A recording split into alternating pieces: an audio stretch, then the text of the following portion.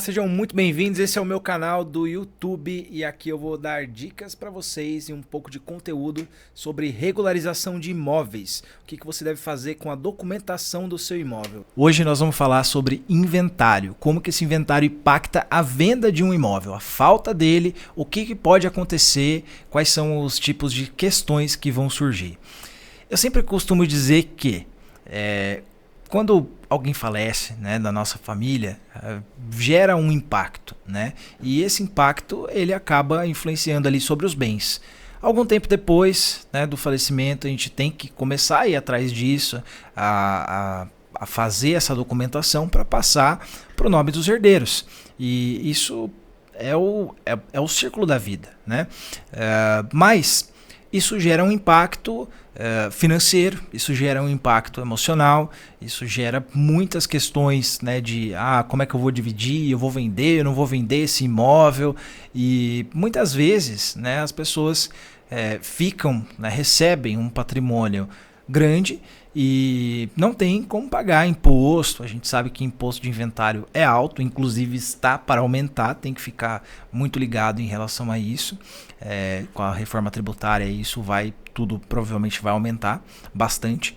E então o inventário ele é de extrema importância, porque ele nada mais é do que um processo para passar esse imóvel para o nome daqueles que estão recebendo, para o nome dos herdeiros, dos legatários, de quem recebeu em testamento, enfim, qualquer situação de falecimento, o inventário ele é necessário para a formalização dessa transmissão do imóvel, né?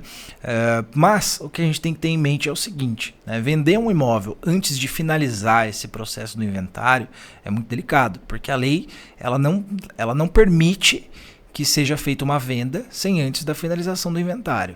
Mas eu já vendi, eu já fiz uma escritura de cessão de direitos hereditários, tá? Muito bem. Então, se você fez uma escritura de cessão de direitos hereditários, tá correto.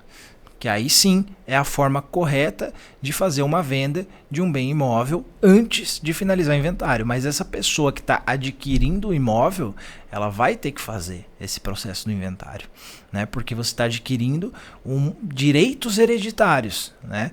E não está adquirindo o imóvel efetivamente, você adquiriu os direitos hereditários sobre um bem, né? E então tem muitas questões peculiares em relação a isso que a gente tem que tomar cuidado. Eu já tive uma cliente que ela comprou um imóvel antes de sequer as pessoas, né, os herdeiros entrarem com o inventário, e ela teve um prejuízo de R$ 200.000.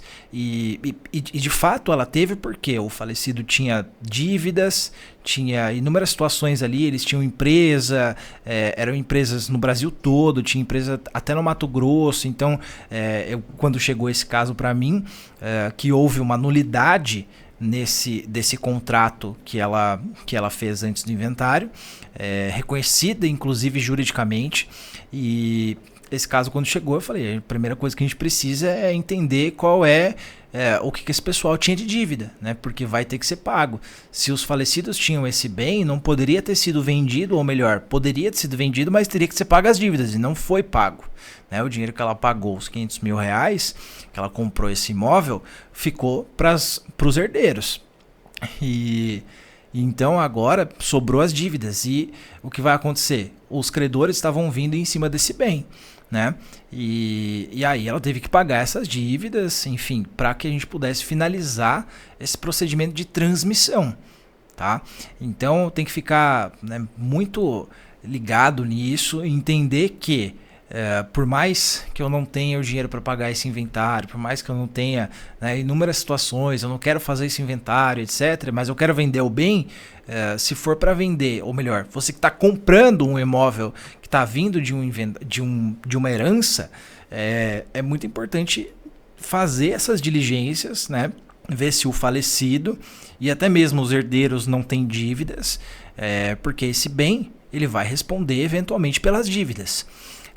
Então, entender toda essa dinâmica, né, do que a lei diz que pode, do que a lei diz que não pode, é muito importante, porque senão você vai perder dinheiro, como aconteceu com essa cliente que perdeu R$ 200.000.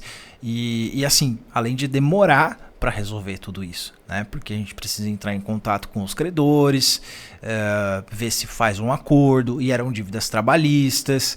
Então, né, quanto pior for a situação, mais custoso e mais demora, né, todo esse tempo para que a gente resolva. E então a venda de um bem, né, quando ele é recebido por herança, é muito delicada. E aí tem que entender como é que funciona toda essa dinâmica, né, não deixar resquícios para depois.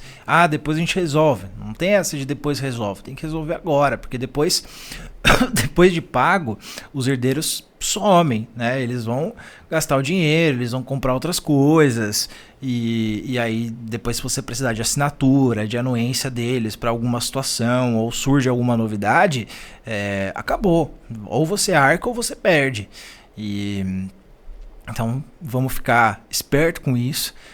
Toda vez que for comprar um imóvel que venha de herança, ou você que é herdeiro aí, tem uma cota de um imóvel para receber, etc., e quer vender o imóvel, né, para não inviabilizar ou até mesmo não desvalorizar o patrimônio que você está recebendo de herança, tem que procurar um especialista, um advogado que entenda dessas situações, para orientar e fazer disso o procedimento o menos traumatizante possível, né? Porque é algo que impacta mesmo a gente, e isso tudo gera, né, são fatores emocionais, enfim, inúmeras situações que vão interferir nessa venda, nessa transação aí, e nessa formalização do recebimento do patrimônio.